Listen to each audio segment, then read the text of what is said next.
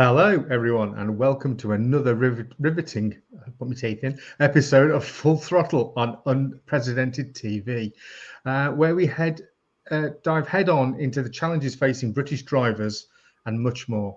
I'll tell you what, Charlotte, I'm going to do that from the start. So edit it out from right. Start that bit again. Hello, everyone, and welcome to another riveting episode of Full Throttle here on Unprecedented TV, where we dive head on into the challenges facing British drivers and much more besides. I'm Paul Naylor, Communications Director for the Alliance of British Drivers, and today we're talking with independent researcher, climate realist and net zero skeptic, Ben Pyle. Hi, I'm Brian Gregory, Policy Director of the Alliance of British Drivers. Ben has been documenting the inexorable slow slide towards insanity of the "we're all doomed" Corporal Fraser climate crisis hysterics, as all their cherished belief systems collapse under the weight of their own scientific and logical inconsistencies. So buckle up, this is Full Throttle. Hello, Ben. Hello. Hello. Can you tell us a bit about your background, please, and how you became embroiled in exposing the man-made CO2-driven runaway climate change myth and the, to say the least, often questionable actors propagating and perpetuating it? Well, my journey was one. I've compared myself in the past, not as in I have said in the past, I was a proto-Greta. When I was 12, I was very taken with this stuff, this green stuff. Yeah. And I came from a very green lefty milieu, such as it was in the 1980s. Yeah. Like quite a mess in Oxford. And, right. Lots of those kind of strands, there's a lot of left and green ideas wafting around, not very coherent.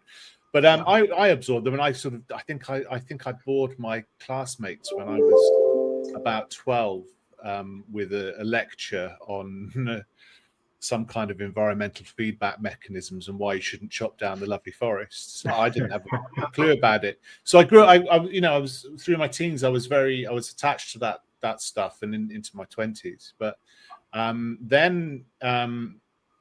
I think we were talking about, you mentioned earlier, Bjorn Lomborg, backstage, in about 2001, he came to Oxford to do a talk, a book, about his book about the skeptical environmentalist. Yes. And there was a local activist who was known to me. I knew quite a few of these activists. There's a local activist who's quite a big deal now, called Mark Linus. He's still sort of in this sort of grey area between environmental activism and so-called academia. You can't see my air quotes. I need to do that. And because it's just flim flam. But I'll come to that. But he custard pied Bjorn Lomborg and said, "This is for everything you say which is bullshit about the environment." So I thought, well, I mean, this is a seat of learning, and Brian, you know that. That was where I read my first degree at St. Catherine's. Yeah, and it used to be a place. Well, it might have absolutely. That was when it was a place that taught people how to think rather than what to think. Sure. Yeah. And the Greens had lobbied the university to have Bjorn Lomborg prohibited from any university territory. I don't know how successful that was, but I thought this is not what happens. This is not collegiate, shall we say? This is not academia. This is not science. This is not This is not anything that is owed to the Enlightenment. This is a really deeply regressive thing, and it quite quickly turned my whole view upside down. And I bought Bjorn's book and I read it, and I thought, well, that's an interesting journey, because then his journey, you probably know, started out as an attempt to debunk the work of Julian Simon, this economist.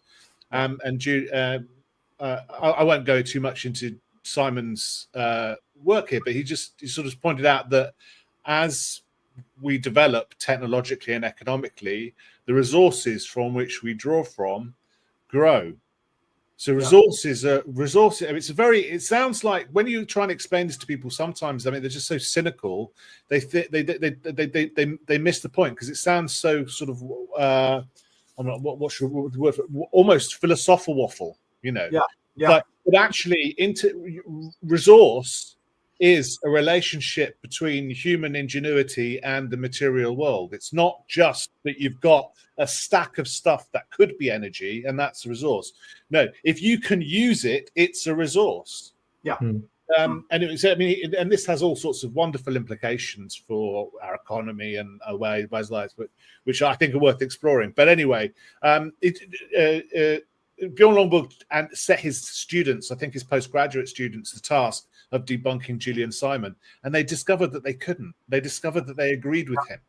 And it's interesting. You've had not just Lomborg, but Michael Schellenberger, Patrick Moore started off from. And Patrick Moore was actually one of the founder members of Greenpeace, but he is now absolutely very much on the message that cheap, plentiful energy is what we need. Carbon dioxide is our friend, not our enemy. And the last thing we should be doing is trying to control atmospheric carbon dioxide, because the costs are prohibitively stupid and the advantages are nil.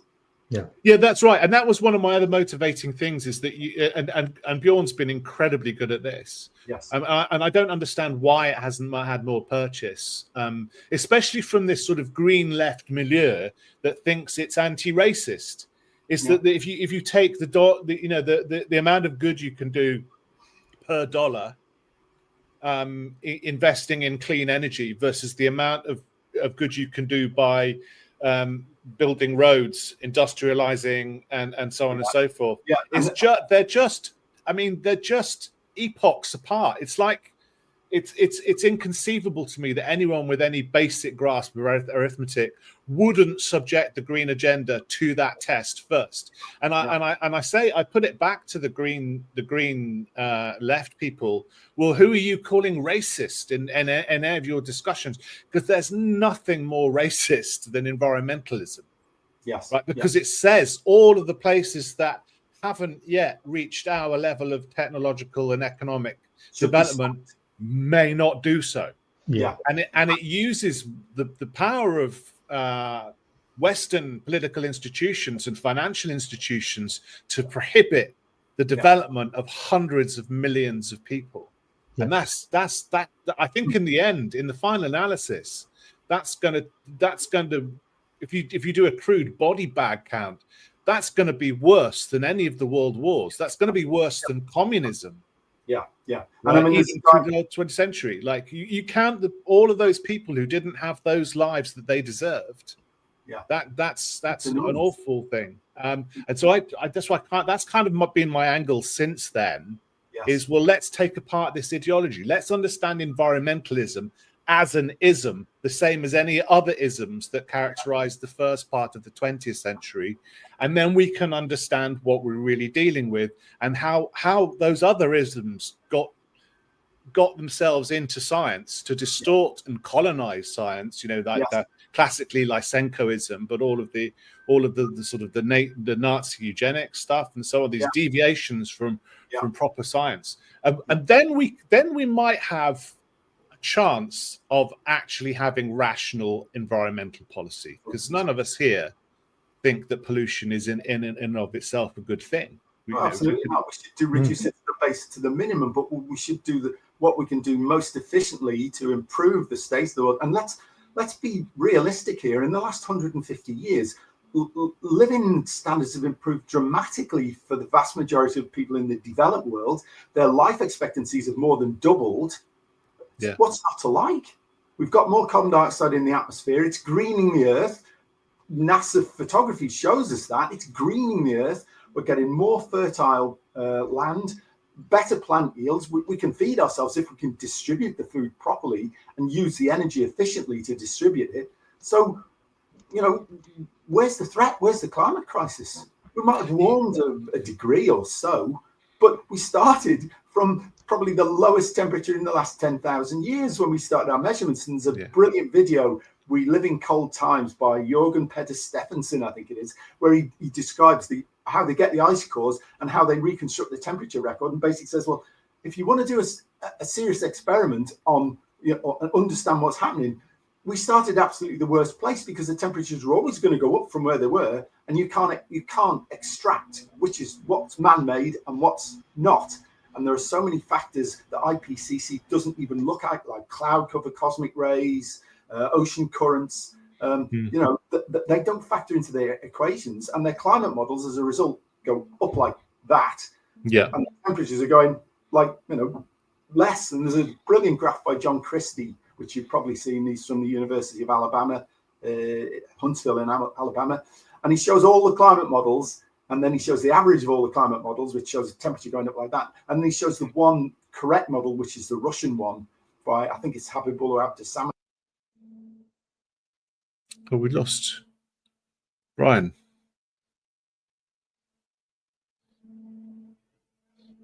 And you're on mute, Paul. I'll just give him a quick call. Okay, right. While you're doing that, I'm just next door. We're having an extension built, so I'm just going to have to go and shut a door because it's going to get a bit noisy. Just 1 second.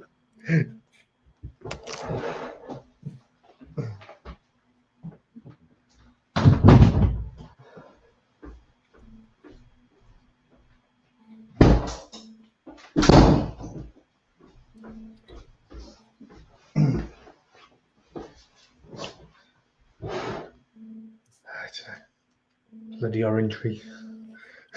They're building an orangery. Orangery. Yeah. Well, we've already got one, and I think they like the look of it, so I think they've decided to copy. But there you go. Flattery. Yeah. Imitation. Exactly. Yeah. I mean, it was already here when we bought this place, but I like the idea of an orangery. I don't think I've got the square footage though. It's just a bit more useful than a conservatory. Behind this screen, a multitude of sins. This is a hovel essentially, and I bought it a year ago, and I've been slowly doing. I don't really have a kitchen. I don't really have a bathroom. I've had to make a sort of shower out of wood and plastic sheeting. It sounds a bit like my previous house. What we call a temple hitch. Hello, you're on the opposite side now, though. You need to. Yeah. Well, we've moved you. You've gone to the left. We knew it'd happen eventually. Anyway, sorry, we were Charlotte, where do you want us to pick up? Ben had just explained his. Yeah, go from where you were, and I'll edit it out. It's fine. Well, we were talking about climate models, and the problem is the climate models are what's driving the policy, not the actual temperature measurements. So all the policy. I mean, I would take issue with that to an extent. I think it's not that simple. But I think you raise a good point, because you start in the 19th century, and all of these models, what they have done is a number on the generations that followed, Generation X maybe or something. The kids who think they have no future, and it's a real pity that when at the peak of that mini ice age into the 1850s or whatever, whenever, at the end of the 19th century, in continental Europe, in countries as advanced as Germany, infant mortality was heading towards 50%. And yet it is now that children think they have no future, when infant mortality is much closer to 0.5%. It's a tiny fraction. It's mostly a rounding error if we try and turn it into sort of those kind of percentages. It's a radically different world. from that cold, whether that's because of the temperature, whether that's because of wealth. It is completely different, and we're not vulnerable to the elements. I mean, even in the 1950s in Britain, people were far more exposed to environmental risks. But anyway, what I'm getting at with the models, I think aren't the driver. I think green ideology is the basis for models. So if you go back even to the 1960s and the beginnings of the green agenda in total, not just the climate agenda, models were being used to in attempt to sort of understand society's interactions with the natural world. But I think they just presupposed green ideology. So and that is that we live in a sensitive niche, the same as any other biological organism, or in theory, they're the same as any other biological organism, which once removed, that population is doomed. Whereas in reality, as Julian Simon pointed out, we create our own niche, we create our own circumstances, and now we live in a range of circumstances from like -40 to +40. Human civilization can flourish. So that would seem to me to just scupper ab initio any real science that claimed to be able to understand the interactions between the human and natural world. I think it's sort of like any science that claims that as its basis is pretty much on hiding to nothing. It's ideological foundation, but the idea of nature being the provider of wealth rather than human ingenuity being the spark of wealth is extremely powerful. Because it's poetic, it resonates with us, our emotions. Gaia principle, isn't it? Yeah. And I think models have gone in search of, in that sort of like in the way sort of esoteric mathematicians sort of went to look for God in pi or something. They tried to give substance to Gaia in these models. They try to say, and there's a very interesting, in fact, it was Mark Linus again, when he stopped throwing custard pies at people, he wrote a book called The God Species, which attempted to sort of reformulate environmentalism into something more rational. And he said that there's a sort of a principle which must be true about Earth as a self-organizing system, a bit like James Lovelock's hypothesis. But actually, it might be just as much the case that it's not. You could say that the endurance of life on Earth is just as much evidence that there is no such self-regulation, that it's actually individual organisms which are capable of surviving despite their circumstances. And he hadn't really properly accounted for that. And I think that's the way ideology leans in on science and impresses on science what's kind of expected from it. But what are its marching orders given by its funders, by its political masters? And I think that's very much become the problem, that it's where's the money coming from and what's their ulterior motive? Because it seems to me now it's very much a command and control. It seems to me, that people talk politically about far left and far right, but for me, they've coalesced because for the inhabitants of Nazi Germany or Marxist or Stalinist Russia, there was no difference. It was just two identical ideologies, but arguing about who's got the right to put the label on the bucket.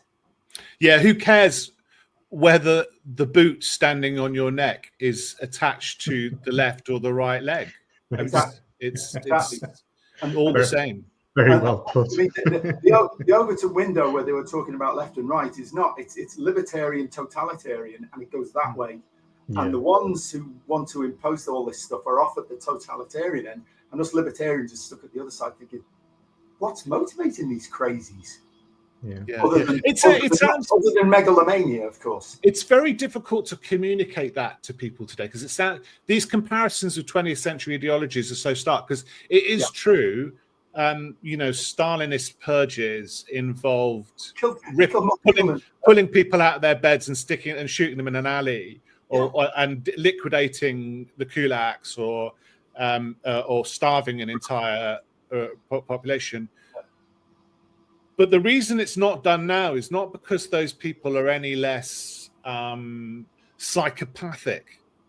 It's that you can just cancel someone at the push of a button now. Yeah. You can debank someone just Yeah. like that, and go and people will go, hooray! Yeah. When Nigel Farage was debanked, and grateful to him for exposing the realities of what we might call ESG and so on, is that this, like, what I mean, I wondered what they really thought that was going to happen, and it turns out now that I never know really how much we can trust about any kind of images that come out of China, whether they're counter-establishment or authored by the CCP in its own propaganda. But it looks like people who have low credit scores end up on the streets. Yeah. And we weren't that far away. I mean, if you take someone who's quite wealthy, Nigel Farage's bank account away from him, ultimately he can't pay the rent, he can't pay the council tax, he can't pay the food bill, can't pay the electricity bill. What do they expect people are going to do? It's a very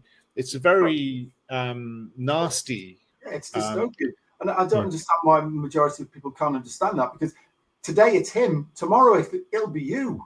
You don't seem to understand that because he's in the firing line. Ultimately, they'll also be in the firing line, because certainly the latest, this guy who's allied with Blair on ID cards, the American billionaire.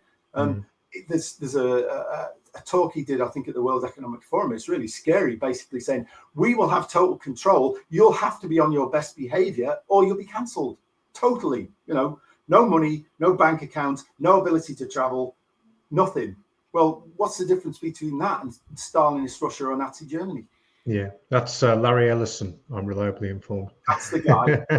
He gave Blair 237 million, I think, to push through this ID card thing. We're constantly watching and recording everything that's going on. Citizens will be on their best behavior because we're constantly recording and reporting everything that's going on. The first thing a country needs to do is to unify all of their data so it can be consumed and used by the AI model. You have to take all of your healthcare data, your diagnostic data, your electronic health records, your genomic data. The NHS in the UK has an incredible amount of population data, but it's fragmented. It's not easily accessible by these AI models. We have to take all of this data we have in our country and move it into a single, if you will, unified data platform, so we provide context. When we want to ask a question, we've provided that AI model with all the data they need to understand our country. So that's the big step. That's kind of the missing link. We need to unify all of the national data, put it into a database where it's easily consumable by the AI model, and then ask whatever question you like. Like, when can we cancel you? Yeah, I see Max Headroom's not aged very well, has he? He does look a bit like Max. Well, I just don't understand why. I mean, it's such a weird psychopathic. What do most people do that needs monitoring? They go and see grandma. They go to the shops and buy the weekly shop. They buy some eggs and some milk and some bread and some cornflakes. Yeah. And then they go to the cinema. Yeah. You don't need to know that. No. And if they're hanging out and they're talking about political, like we are having subversive conversation, you don't need to know about that either. It's none of your business as a government. Well, I mean, there's laws in place now. If you're doing that in the pub and one of the pub's employees hears what you're talking about and is offended or upset, the pub can be in trouble and you can be in trouble. Well, yeah, there's been cases, hasn't there? Yeah, it's very much like Jurassic Park, where they say just because you can doesn't mean you should. Just because the technology is available doesn't mean they should implement it and do this to us. And if you've got nothing to hide, you've got nothing to worry about. Well, there's that classic quote by the German pastor Martin Niemöller. First they came for the trade unionists, and I didn't do anything because I wasn't a trade unionist. And it goes down, and then eventually it says, then they came for me, and there was nobody to speak for me. Yeah. And that's exactly, this is stepwise what's happening. Yeah. So we've established that this climate crisis, and I'll do that as well, this climate crisis narrative, which is coming to dominate the UK political thinking, is based in this green narrative. So what's your take on the renewables being apparently 9 times cheaper than gas-fired electricity generation? It's a claim. What do you make of that? Well, we've been trying to point out that it isn't for a really long time. I don't think I really sort of understood renewables as anything other than sort of a way of sort of easing us into just dearth, basically, and scarcity and hardship. I know, you know, and that's very obvious because the Climate Change Act asserts targets, but it doesn't, you know, that are legally enforceable, but it doesn't say how those targets would be achieved. You might as well have a law that says people should be able to fly by flapping their arms up and down, because you can't, like, there is still physics. Yes, there is still the material constraints of the world, and they should have that, like in any normal world or any normal political order, you would say, well, it's a cart and horse thing, isn't it? You've got to have the technology before, and you've got to have the economics, in fact. Yeah. But actually, if we go back again, you can see in the 1970s, environmentalism was committed to degrowth. You can see it in the Paul Ehrlich, who's you know, celebrated by the British establishment, saying giving society cheap and abundant energy is the moral equivalent of giving an idiot child a machine gun. Because, and I mean, he was factually wrong, because what he said was, and there's a little bit of it. It's an interesting diversion. He said that if we had cheap and abundant energy, and cheaper and more abundant energy, then every attempt would be made to pave over the entire countryside. But that's not what happens. No. And that's not what's happened with industrial agriculture. As we've got better at producing food, we've used less land. We're now, the global agricultural footprint has been diminishing because of industrialized agriculture. So he's wrong factually, and it's in a catastrophic way. But none of the establishment has ever said, you know, we need to revisit this stuff. We need to look at our foundational principles.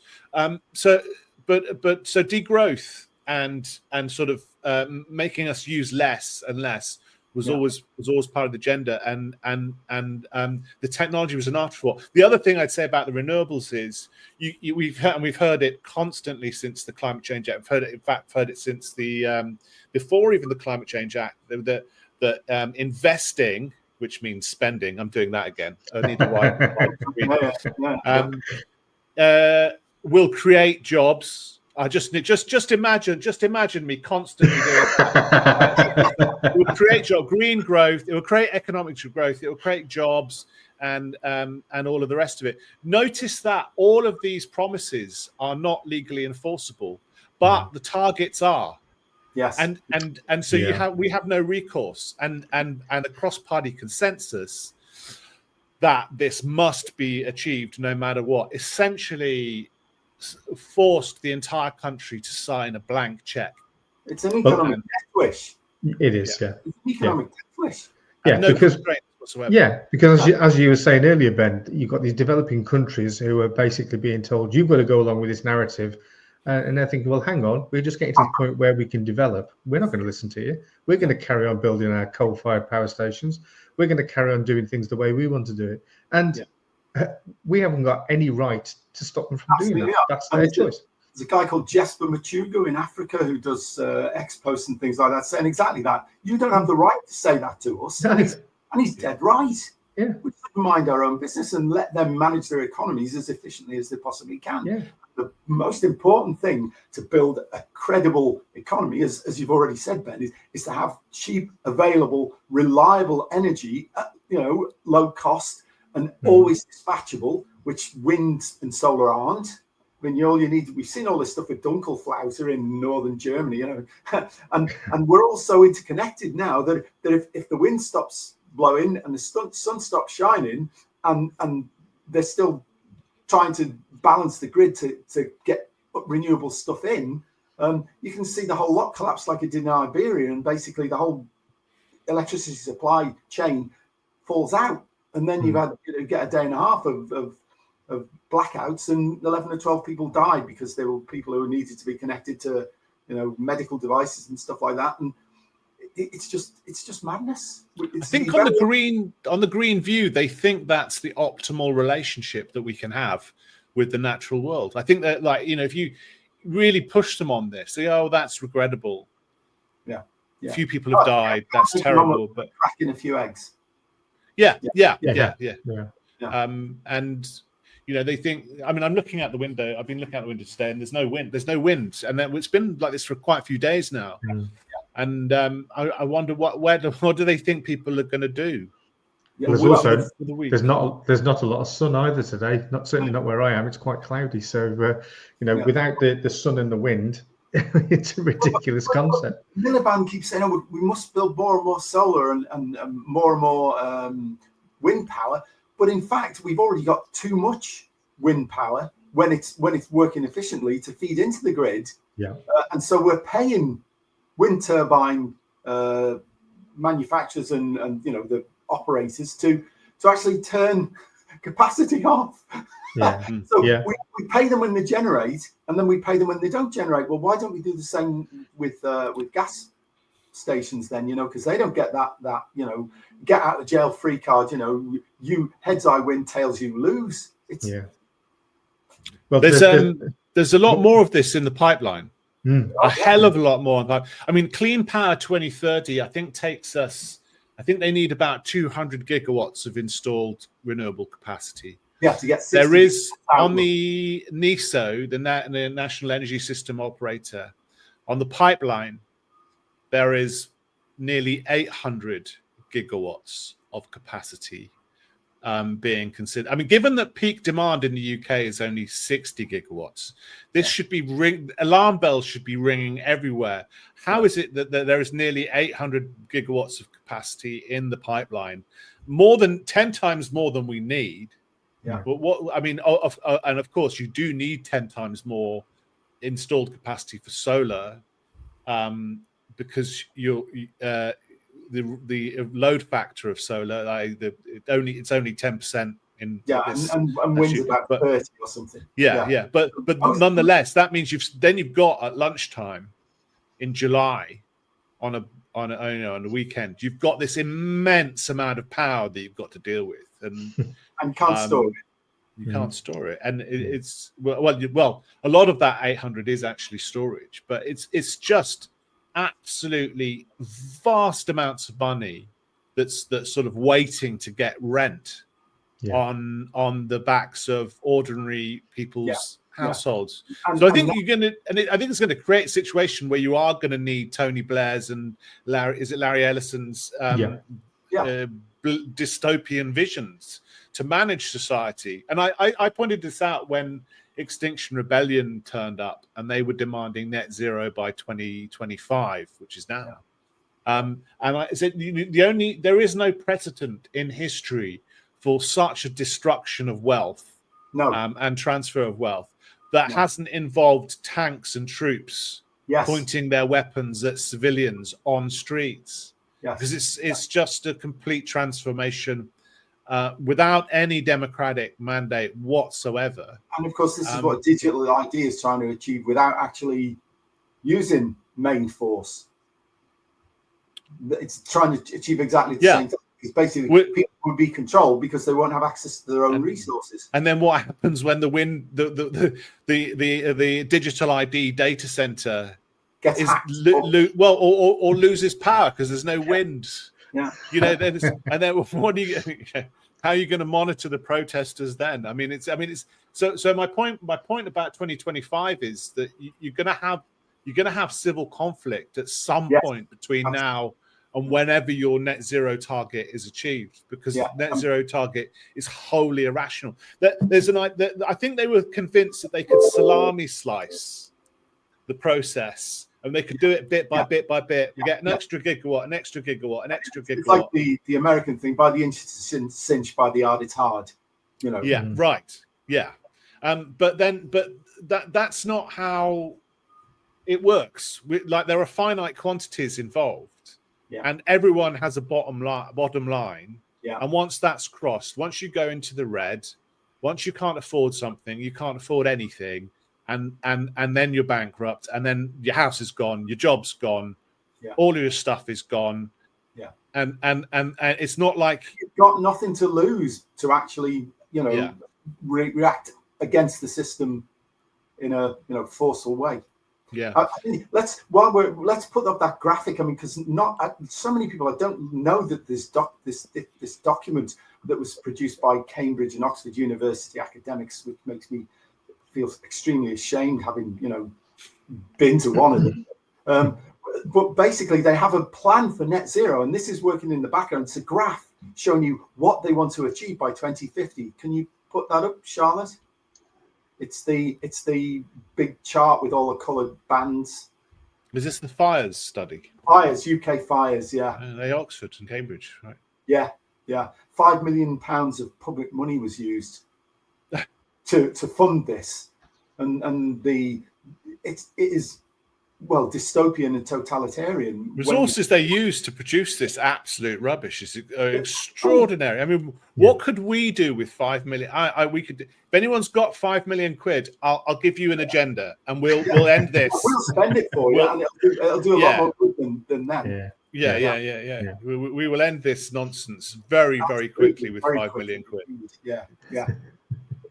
Have you found it yet, Charlotte? Just going through all the folders, all the manila files. I can't remember what I called it. I think I called it UK Fires or something. Just a minute. And they're so. I mean, they have these dreams in these academic research units of imposing this kind of stuff on us. Absolutely. There's like, we're going to get rid of travel, and everyone's going to be a vegan, and then we'll all sit around a camp. No, not campfire. We'll all sit around an LED bulb and sing "Kumbaya," and everyone will be happy because that's what we really like doing. We really like, and everyone else, all that everyone else needs to do is just realize how much. That's it. There we go. Right. No cars. It's sort of a rose-tinted view of sort of a feudal existence. I mean, if we look at this. A 40% reduction in road use by 2050. Well, road use has typically been going up at 1-2% per annum for the last 50 years at least, steadily, even jumps and starts. But people want to move about. They want to, as you say, visit relations, go shopping, drive to the airport so they can fly out on their holiday annually. And that's the next one to get killed. Flying, there will be no commercial airports open in the UK by 2050. No commercial flying. So forget your annual holiday. That's out the window. What was the next thing? Shipping. And they've already started this. The EU has already proposed putting a tax on carbon dioxide emissions from shipping. Well, this country is a net importer of almost everything, and even more so now thanks to Miliband's crazy deindustrialization policies. If we can't get anything in, how are we going to eat? How are we going to clothe ourselves? How are we going to survive? And no commercial shipping. So forget your cruise. If you like cruising, that's out the window. And forget being able to actually buy anything because nothing could come into the country. I mean, one that sticks out for me is for beef and lamb to be phased out. Yeah. And you phase out cows and sheep and people eating cows and sheep and cockroach pate. Yeah, brilliant. Yeah. And I mean, over my dead body. I mean, Sunday lunch is once you reach a certain age, one of the few pleasures that remain.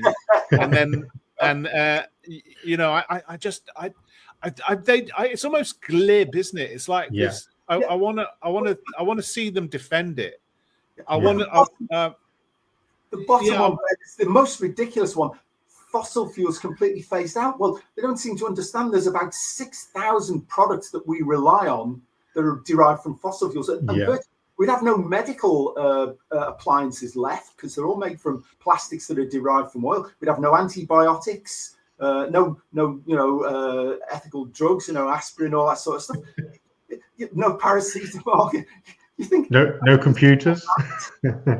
How are we going to survive? We would be back to a feudal existence. We'd be climate serfs. Yeah.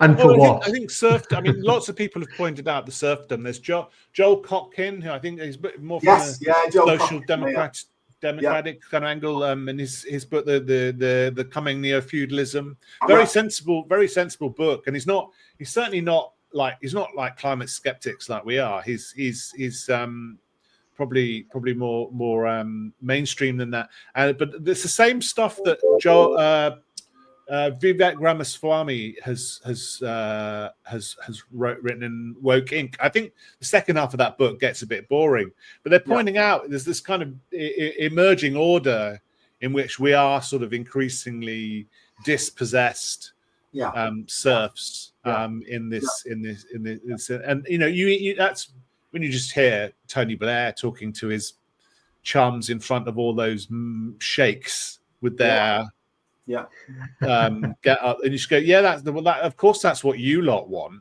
Well, exactly. But when you hire idiots at really expensive universities to produce absolute crap like this matrix of our immiseration here, if you think that you're going to go into that and without causing civil conflict, you're bonkers. You're just dangerously bonkers. It's not like, I mean, the thing that sticks out for me is the Sunday lunches, because I happen to like Sunday lunches. But this involves millions of people in Britain, never mind elsewhere, being totally having a totally hostile relationship with their government. It's bad enough for them now, and then they're plunging to around 15% in the opinion polls, and they're clearly not going to last the course. No. And they're certainly not going to be re-elected. But if they try to sustain this, if they try to say, well, democracy isn't compatible with saving the planet, then there's and we're gonna say what you can eat, when you can eat, how you can move, about how. I mean, just what you can buy. What you can buy. I mean, it doesn't. It's Stalin. It doesn't. I mean, yes. It's not a regime that's as violent as Stalinism yet. Yeah. But how do you think you're going to sustain this level of immiseration? And it's people will remember now, and they will remember the 2000s when they did have lifestyles that were worth living in the 2010s, and then they were very angry about what's happened, and they are creating the situations for civil war. If they think, I mean, I don't want to be dramatic about it. I think that much of the political class has realised that it's gone too fast, and I think that's even the words that one of them has used. Johnson. I think it's Boris Johnson has used. But you've still got a lot of the infrastructure that thinks that all you have to do to stop to prevent those excesses turning into civil conflict is just some nudging and some PR and the right kind of messaging, and everything can carry on rolling unless people really understand what's been taken away and what the agenda is. And the establishment tries to rein it in. There's a danger that the ideas will take on their own power, and governments and what have you will lose control of that agenda. I mean, we're already on the cusp of, I think, radical environmentalists turning into terrorists. Yes. So it's that far, and with the backing of the United Nations, I might add.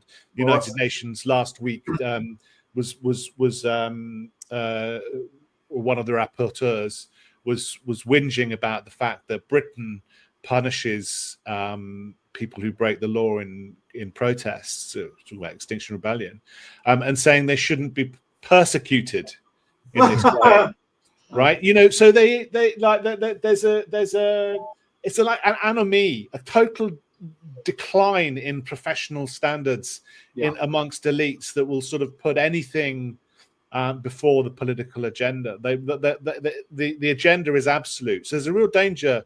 So I don't want to sound too dramatic. We're we're living in a sort of Stalinist dystopia now. No, I want to stop it getting that bad. Yes, right? And that's what I think we really face a danger that the establishment ideologies will cause this deterioration. I was going to say, I think the starting point is probably to look at what's going on in the education system, where we've gone from a democratic style of education to an autocratic style, where people, like you said before, Brian, people should be taught how to learn, not what to learn. We've just basically this has been set up to happen 15, 20 years ago. With the decline in education standards, or rather the implementation of something that has got a very sort of dark narrative, and that's why we're where we're at now. My children's generation, you challenge the way things are, and there's a real sort of, you can't say that. Why? Because I think I can make my own decisions. And that's what the younger generation are struggling to do. They cannot make their own decision. They will follow the narrative. And to quote yourself, Brian, we're all doomed. Okay, so let's go back to the sort of plan that we're having. So a sort of partly jokey question, Ben, is Ed Miliband certifiably insane, just badly advised, or worse? What kind of creature is Ed Miliband? Yeah. What is an Ed Miliband? Imagine trying to explain Ed Miliband to an alien. I mean, where would you start? He's so far removed. I think from ordinary life. I think maybe that's why he doesn't get challenged, because he's so bizarre that he people just go, what are you? Who are you? People don't take him seriously. Well, maybe the alien would turn up and say, "What's Ned Miliband?" Only joking. He's one of us. You know, like he's been dropped here from another dimension. Some sort of American TV comedy character there, or Mr. Bean. Ish. But also Lee Anderson put him on the spot about carbon dioxide emissions, and Miliband said, "Oh, we're only responsible for 1% of global carbon dioxide emissions." No, we're responsible for 1% of man-made global carbon dioxide emissions, and that's 0.035% of total emissions, because over 95% of the emissions are natural and we can't control them. So the guy's got no grasp of the science. How can you explain? Well, he thinks that if Britain commits climate harikiri, or whatever it's called, what's the thing, then all of the other countries, Iran, the Ayatollah Khamenei, whatever his name is now, Vlad Putin, Xi Jinping, they're all going to go, "Oh, look what Ed Miliband's done to Britain. Let's do the same now." And then Ed Miliband will be the world leader of this thing. I think he's kind of grown up into. Well, obviously he's sort of Mark. You know, his dad's a famous, rich, wealthy Marxist, and he's a Red Prince. He didn't know what he wanted to do. And if there's a really interesting, you know, if you can bear it, watch his interviews with Alistair Campbell and Rory Stewart on the rest of his politics, and he talks about. He goes through. Like, oh well, first he tried. You know, he finished Oxford. He tried making television programs. Didn't really like. Tried law. Didn't really like. Did academia. Didn't really like. You know, it's just this quite pampered. You know, slightly just a bit useless, dysfunctional. Doesn't really know what he wants to do. And then he gets sort of offered. I think he was working on TV programs. In some sort of junior researcher capacity, and then I think he goes to, is it Harriet Harman or someone? Anyway, I can't remember who he goes. He goes into a Labour MP's office, and then Gordon Brown poaches him. I imagine they knew each other because he's a Red Prince, isn't he? Yeah, So yeah. he gets pulled into the Treasury, and then he says, even as he was being offered the safe seat of Doncaster North, he still didn't know whether he wanted to have a job in politics. And then within 10 years, he's leader of the Labour Party. After that being this aimless early 30 something. Yeah. He gets this safe it's just handed to him on a plate, and I think he's probably most Labour politicians have come up, well, a lot of Labour politicians came up through the trades union. They had an industrial background. Yeah. They may have gone to Ruskin College, sort of the working class, the sort of socialist equivalent of Oxford University. It's in Oxford. And they may have done very done well for themselves and worked on their political reputations in that way. Yeah, Pressed the flesh, walked the streets, impressed the local constituencies. But this was a very different thing. This is a professional politician.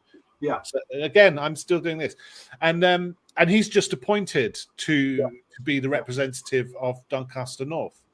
Which famously may be contested next election by Jeremy Clarkson. Yeah. So whereas there would be a relationship between a constituency and, if I may put it so strongly, an economic class and a political party. Now there is just this professional twit who has no connection to the constituency, no connection to the class, no understanding of the. I mean, just go to Primrose Hill where this guy dwelt, and he's just. It's like a virtual reality thing. It's like a movie. Yeah. It's a very glamorous part of London. Nobody there is. If anyone wants anything there, it's because they're from another part of London where everyone's poor. There's Yeah.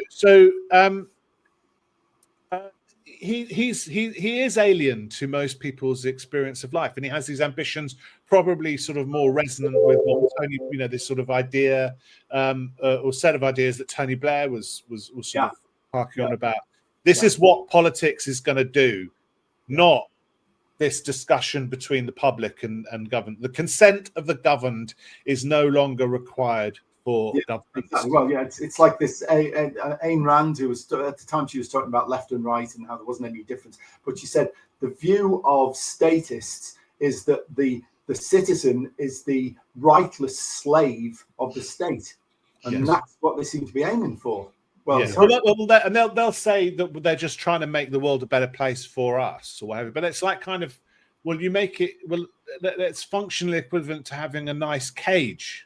Yes. It's not one in which anyone gets to define what their own lives are themselves. And so when Lee Anderson puts this very simple question to Ed Miliband, it's not actually what I would put to Ed Miliband. I'd put all sorts of other stuff to him to challenge him on, but it doesn't matter. It could be the most complete debunking of everything. It could be bulletproof, cast iron, solidly unimpeachable fact, but it doesn't come from within Miliband's milieu, so he doesn't recognize it even as something that he needs to debate.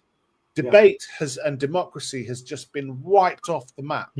And I think there's a sort of analog in science and democracy whereby both the different processes, but they attempt to find something resembling truth or an accommodation between conflicting ideas about what is. I'm certainly not saying that democracy always finds the right answer or truth in the way that science attempts to find the objective truth. Or used to. But But it's nonetheless, it's an attempt to find what is at least legitimate for the purposes of managing society, the things that need to be managed. So once you've got rid of all of that dynamic, this debates and discussion between competing perspectives, then that's whatever system is remaining is is on course to degenerate. It's gonna become further and further apart from reality, political reality, economic reality, physical reality. And Ed Miliband is that. He's the embodiment of that. He's the embodiment. He's not the cause. He's a symptom. He's an epitome of it. Yeah. I think it comes down to the fact that governments are supposedly voted in to govern for the public rather than govern the public, and that's where we're at the moment. We're being told what to do rather than being represented. They're supposed to be our servants, but they're trying to be our masters. Exactly. Anyway, we're going to go to a quick break. We'll be back in a moment.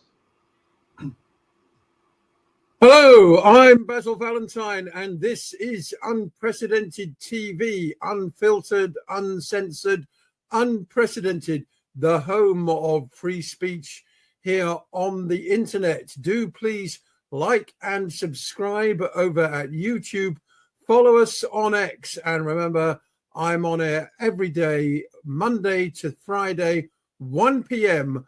for Ascending Order, your daily news edit, with live guests and all the genuinely most important stories from around the world.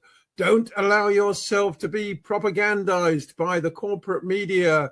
Forget the world at one on Radio 4. Join me, Basil Valentine, instead, 1 p.m. on X, Monday to Friday, also on YouTube.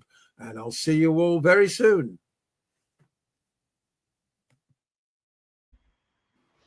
Thank you, Basil. So, go on, bro. Well, you go first. Sorry. Okay. So the next question I was going to ask is, with the United Nations and the EU proposing CO2 emission taxes on commercial shipping, hiking the price of all imported goods against an already dire economic backdrop, is this part of stepwise absolute zero plan implementation? Well, we've looked at the chart, so Yeah. Is it like a stealth, like we were saying, by the inches, a cinch, by the yard it's hard, just nibble. Do you think you get that feeling? Yeah, the UN is clearly seeking more power and responsibility for itself. It's a bureaucratic metastasis, isn't it?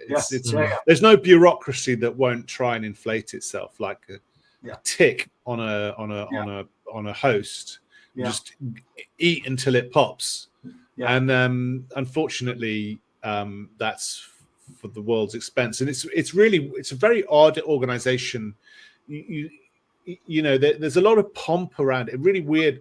People sort of waft around. So these beatifically, unimpeachably ethical, but there's some horrific stuff that the UN has been involved with, not least of which is the forced sterilization agenda in the past, or the beginning of the green agenda. Thousands and thousands of people throughout Asia and Africa just being sliced up, and many dying and left with awful problems. And it didn't really get any better. What it's really good at is PR. For some reason, people think the UN is somehow distinct from governments, and it was from its foundation. You go, you read the people. I find people don't understand this when they say, "Oh, this is Agenda 2030," and I say, "Cool it on Agenda 2030. Look at the UN." Don't worry about things like, look at its foundational documents. What does it want to do? It wants to dissolve the nation state. It was talking without without any sort of shame or what have you. It was talking about world government. Now, it might have been doing that in the shadow of the Second World War and the nuclear bombs. And it was that notion, literally world government. It was being advanced by people like Albert Einstein. So it had a great deal. Strong was one of the. Well, he came up with the green. Morris Strong was involved with the green the environmental program, but the idea of a global government was definitely the kind of post-war dream, and because Einstein's belief at that time and shared by a number of others, was that nuclear weapons were so powerful and so dangerous that they negated the possibility of the nation state existing within a stable world order, right? So you had to bring nation states under the control, under the auspices of a higher court, if you like.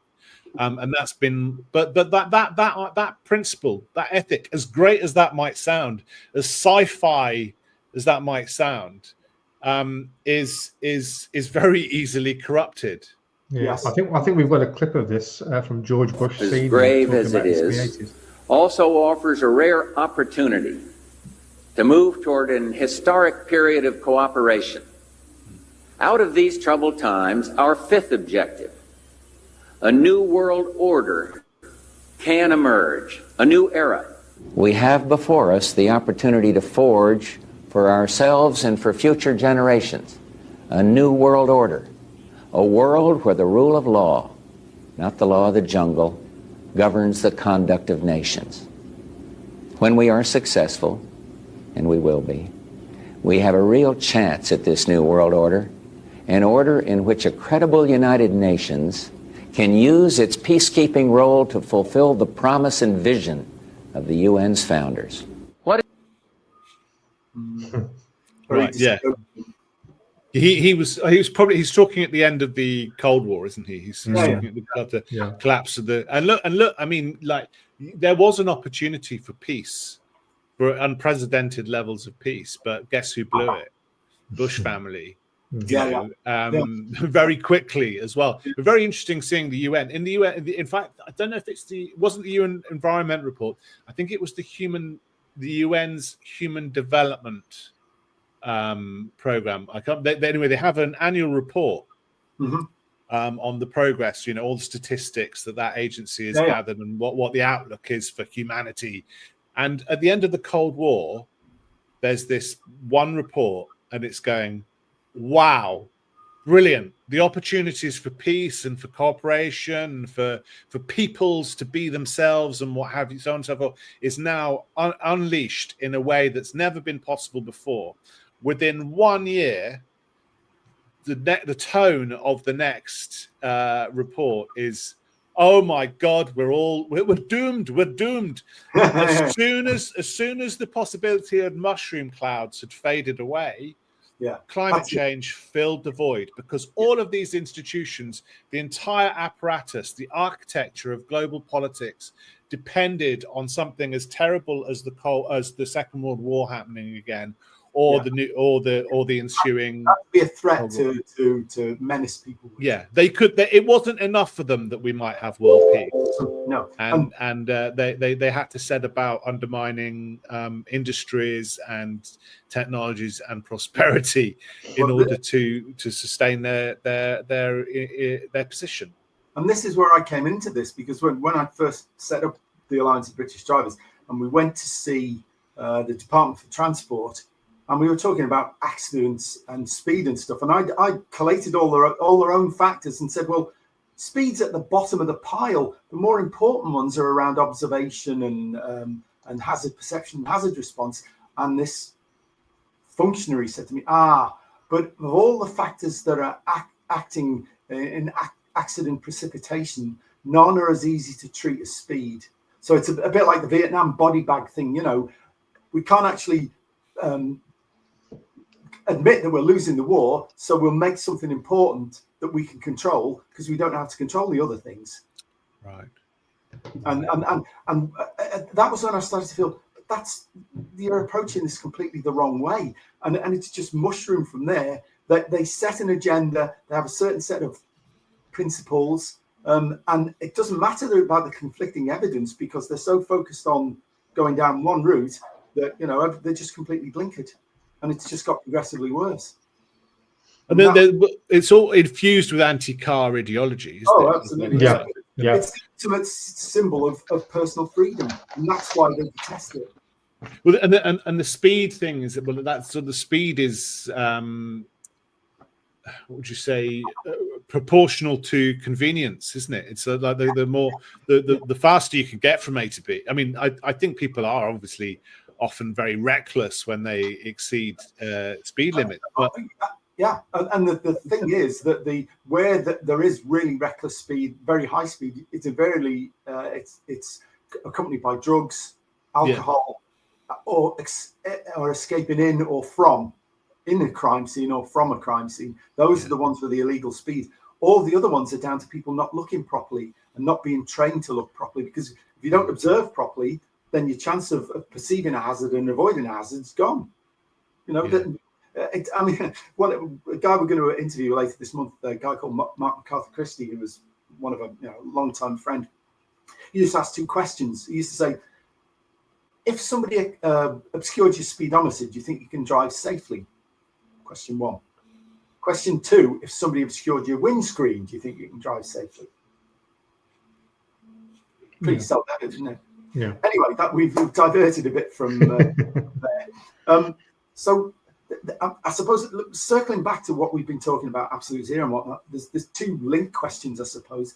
You know, they want to control how far people travel, 40% reduction by 2050, and they also want to stop them flying or using commercial shipping for cruising and stuff like that. What chance have they of achieving that without actually having total control of people via stuff like digital ID? What chance have they got to sort of reduce our standards of living and our expectations without if they don't have our quality of life, monetary assets? Well, I think they've got no chance. I mean, I think the writing's on the wall with the polling. I mean, I think Reform are on their way into the second half of the 30s of the percentages, and now even I think Labour have just slipped behind the Tories. It depends on what polls you read, and I mean, I really want to urge people not to be complacent. They need to carry on supporting projects like this one, if I may say so, my project, and independent media, and they really need to. The Tories are talking a good game about the U-turn on climate policy, but I think they're underestimating what they need to do and what needs to be done to really meaningfully turn this around. And there's a danger that the Green Blob will get its nasty, dirty claws back into that party, which has probably passed itself by day anyway. And there's a danger that they will split the vote and so on and so forth. But the writing is, there is an end to it if things are allowed to progress naturally, and I think maybe there's a broader shift in political movement. People, I think it would be a shame if we didn't learn anything from our experiment with environmentalism beyond the climate. I think it would be a shame if we sort of expected a reconfiguration of the institutions that have taken us to this point, rather than a more dramatic or more significant reflection. Do we need all these quangos? Do we need all these experts telling us how we live our lives? No. Do we need to be? Let's not be passive consumers of politics and policy making, right? That which is kind of this sort of level of apathy, which kind of, or certainly disenfranchisement or exclusion from politics, which kind of taken us to where we are. If we just rearrange things, there's a danger that things will just go back to the way they are. I also don't want to be the burn it all to the ground guy. No. I don't, as much as I'd like to see. I think the one thing that I want to topple over. Well, two things. The BBC for very valid reasons. The Guardian is just my vindictiveness. I'd like to see it just fall out. No one reads it anyway, and it's dying. Its influence, it's got a lot of money, but it's sort of. I just think it would be a nice symbolic kind of Wicker Man. The Guardian just folded completely. I think your comment about a bonfire of the quangos is very important, because the problem is that so much of effectively what should be executive power wielded by government has been palmed off to these organisations which are not controlled by anybody. They're totally autonomous. and they just do their own thing according to the whims or the ideology of the people running them. And we need to get rid of them. And the other thing is, and this is Cameron's fault, he embedded behavioral psychologists in all government departments. And these are the people responsible for all this nudge crap. P45 for the lot of them, out. Yeah. They don't belong in the political process. They don't belong in government, and they need to be taken out and, given a P45. They need to be made to they need to be put into the labour market and find their own level of competence, not allowed to rise to their own level of incompetence. That's I think part of the problem is a lot of politicians and civil servants are actually promoted well beyond their limit of incompetence. Well, they're career politicians, aren't they? They don't know anything outside of the system. I find it kind of ironic as well that they want to stop us from flying. Yet there's all these proposals for runways. I'm building more air capacity. It's paradoxical, really. And don't start me on HS2. I could have saved them billions just by setting their alarm half an hour earlier and going on an earlier train. That would have got you to London the time you want to get there. They wanted people to get to London from Birmingham to London really quickly, or Glasgow, or Edinburgh, or Manchester, or Liverpool. They should have built more regional airports. Yeah, they should have bought more airplanes. That would be a really good way to get from. But you get to Birmingham to London in 20 minutes or something. It'd be wonderful if we could have transport of that nature. Yeah, but to suggest such a thing would be like. Well, we had regular flights from where I live, which is on Teesside area, from my local airport, which is about 3 miles away from me, down to London, down to City Airports, I think it was. But I think they knocked that on the head because the landing slots were so expensive in London that they couldn't afford to keep the flights going. Well, the only good, there were two good ideas that Boris Johnson had, and he suggested the floating airport in the Thames Estuary as an alternative to Heathrow, which should have been actually in addition to Heathrow. So no, we need more airports. If you don't like building roads, then build airports, because then everyone can commute in this way. But and the other one was the underground circular road, and I lived near one of the exits. It used to take to get home out of West London. It would take me sometimes 2 hours either to drive across through King's Cross, the A40, or sometimes even 4 hours trying to get out onto the M25 and anti-clockwise. And so it's like, this would be a fantastic development. But unfortunately he drank the green Kool-Aid and made by his wife. Yeah, made by his wife, probably, with all the drugs in it. Shame it didn't finish him off. But these are what should have been. These are the things that should have been discussed for the last 20, or my whole adult lifetime. Because this climate BS turned up the year I left. Well, I think it was the Rio conference. I think was the year or the year before I left school. Yeah, right. And everything since then has just been. And I came out of school and it was the loads of people were going on these anti-roads protests. That was the anti-roads movement, and that's where when the Swampies, the earlier they were breaking bread with the Shire Tories. Yeah, and we don't need roads. No more roads. No more roads. Not in our. And that's when the Tories started having nothing to say about industrial development and the birth of the NIMBY. Yeah. I defend NIMBYs. Today's NIMBYs I would defend. But then it was a very particular kind of that they were against certain things that we probably needed. And it was a curiously conservative, too weird. No one would think of Swampy as a conservative. It's probably a small C, but he's a deeply regressive creature. Yes. He wants to go back to the 1400s or even earlier or something like that. Well, we're getting there. Yeah. Right. Well, Ben, it's been absolutely brilliant. I think it's been excellent. I've really enjoyed it, and we will. Please, you must come back and we will review. Maybe 6 months, 12 months down the line, and see whether we've regressed further or we've managed to pull ourselves back from the brink. We can all have a cockroach skewer together, can't we? Oh, yeah. Looking forward to it. Yeah. Thanks a lot. Absolutely brilliant. Thank you. Cheers.